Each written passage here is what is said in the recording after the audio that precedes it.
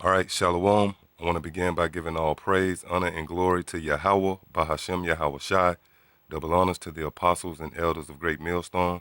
Honors to you sincere brethren out there pushing this gospel. All right, you fellow laborers who continue to endure in these times that we're in. All right, and I just want to get into a quick lesson dealing with so-called UFOs and their role concerning biblical prophecy. Because the majority of the people out here, if you bring up the subject of UFOs, they would, perceive it to be entertainment, something you just see in movies, you know.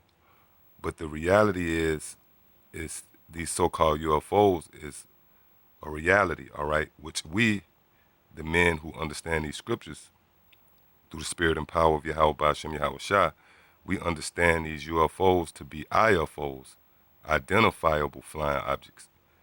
And the correct term for these vehicles, all right, is the chariots of the Most High, which you'll find recorded all throughout the scriptures.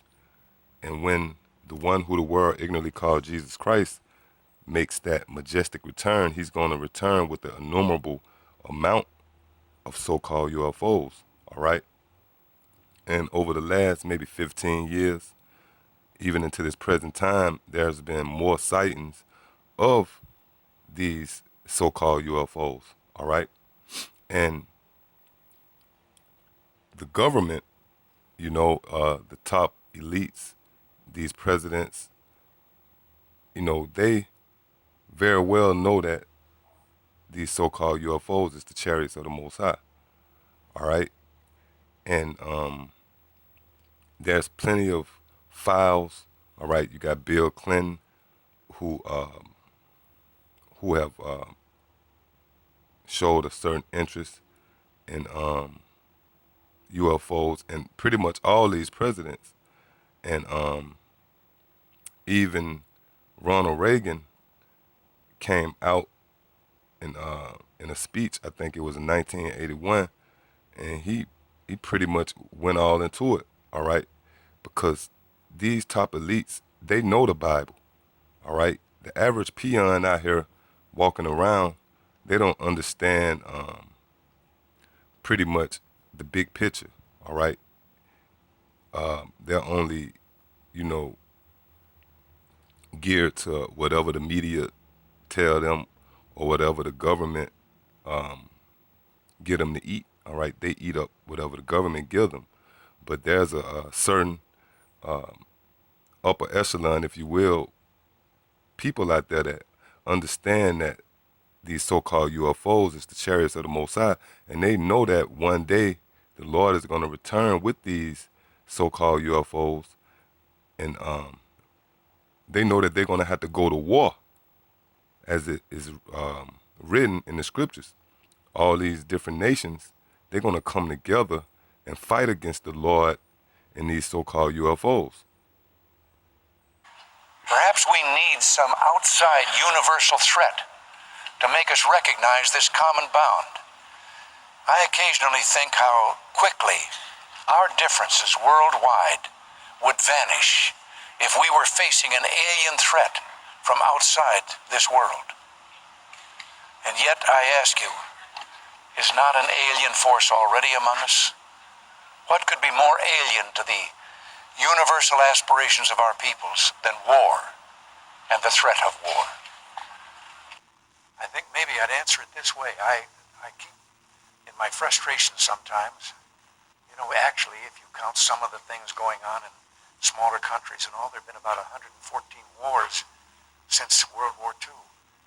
But I've often wondered, what if all of us in the world discovered that we were threatened by a power from outer space, from another planet? Wouldn't we all of a sudden find that we didn't have any differences between us at all?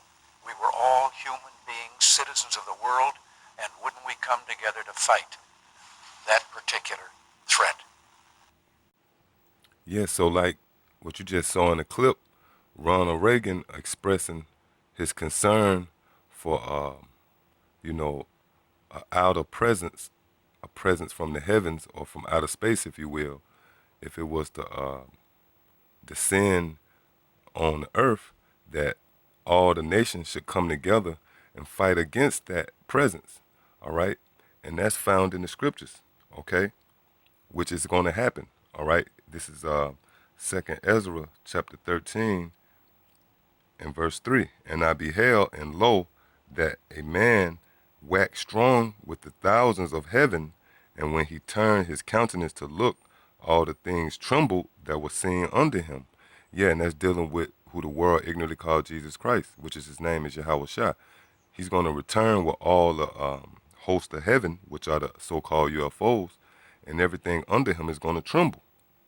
Verse 4, and whensoever the voice went out of his mouth, all they burnt that heard his voice, like as the earth faileth when it filleth the fire.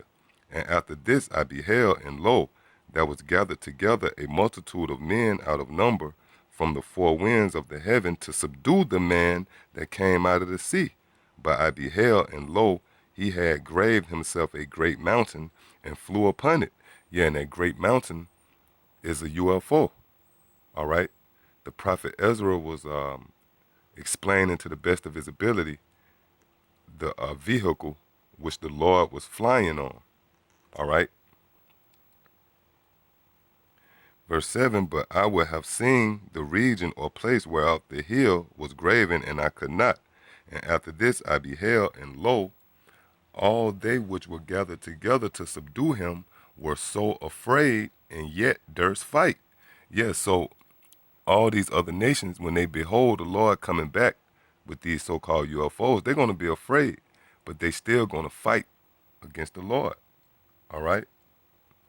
And lo, as he saw the violence of the multitude that came, he neither lifted up his hand, nor held sword, nor any instrument of war, but only I saw that he sent out of his mouth as it had been a blast of fire, and out of his lips a flame and breath, and out of his tongue he cast out sparks of tempest. And they all mixed together, the blast of fire, the flame and breath, and the great tempest, and fell with violence upon the multitude which was prepared to fight, and burnt them up every one, so that upon a sudden of an innumerable multitude nothing was to be perceived but only dust and the smell of smoke. When I saw this, I was afraid. Yeah, and you see that in that movie Independence Day, or Salakia, War of the Worlds with Tom Cruise. When those UFOs were sending out those laser beams, it was grinding people to dust and powder. All right, because these top movie directors, you know, they have an analytical mind and they understand these scriptures. They know that one day the Lord is going to return with these UFOs, and that's going to be a great war. All right, there's going to be a war in heaven. All right. Now this is the book of Revelation,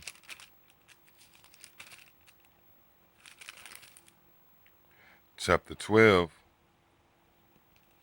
Salakia. Yes, chapter 12 and verse 7, starting at 7. And there was war in heaven. Michael and his angels fought against the dragon, and the dragon fought and his angels, and prevailed not, neither was their place found any more in heaven. Yeah, so all this is prophecy. So these so-called UFOs play a major role in biblical prophecy. All right, they're going to come back, and the leaders on this planet is pretty much going to wage war against the Lord and his chariots and his armies, and they're going to be subdued. All right. This is Revelation chapter 17, and starting at verse 13.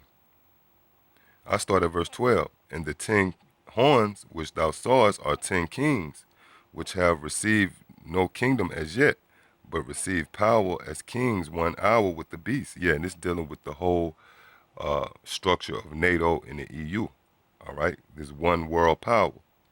Verse 14, these shall make war with the Lamb, and the Lamb shall overcome them, Yeah, so they're going to make war with the Lord when he returns. All right?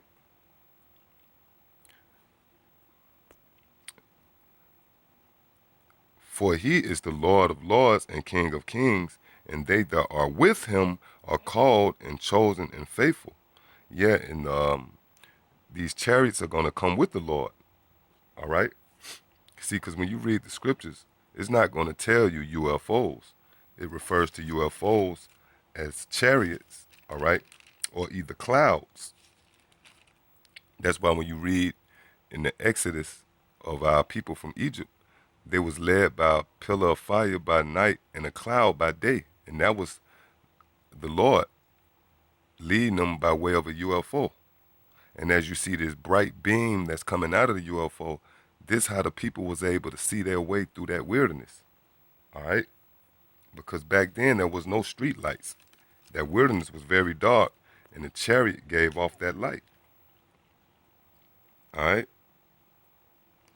This is Revelation chapter 1 and verse 7. Behold, he cometh with clouds, and every eye shall see him, and they also which pierced him.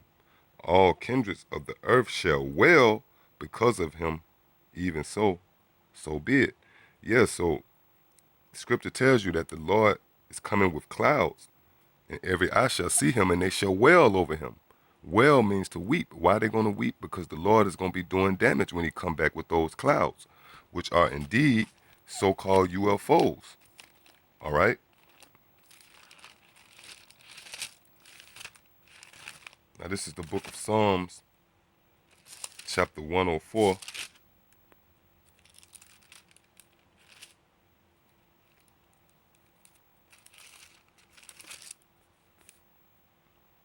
And verse 3. Who layeth the beams of his chambers in the waters, who maketh the clouds his chariot, who walketh upon the wings of the wind. Yeah, so the clouds, when you see that word cloud in the scripture, that's a buzzword for chariots or UFOs. All right? And that's going to be a great day when the Lord return with those so-called UFOs. You people out there is going to bug out because you was always under the, under the vibration of believing that UFOs was a figment of your imagination or a make-believe or a fairy tale. But the Lord is going to come and he's going to stir up everything, all right? And only the true men that understand the mysteries of the kingdom of heaven is going to endure in that day. Why? Because we're going to know exactly what's going on and oppose of you people out there who are going to be foreign to that whole idea, all right, of UFOs being a reality. So with that, I want to say shalom.